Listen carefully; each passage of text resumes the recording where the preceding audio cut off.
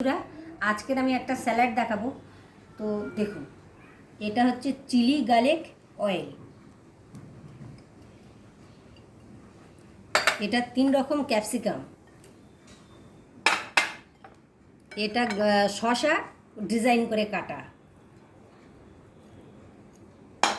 এটা গাজর ডিজাইন করে কাটা,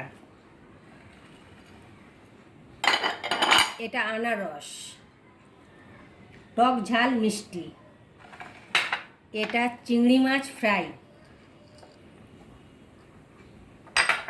এটা আঙুর ফল, এটা সাদা তিল 1 চামচ দিয়ে এবারে ভালো করে, নুনটা এখন আমরা দেব না, কেন যখন আমরা খাবো তখন নুনটা দেব। এখন নুন দিলে কি হবে, জল ছেড়ে দেবে, সেই জন্য এখন নুনটা দিচ্ছি না, বাকি সবগুলো দিয়ে দিয়েছি।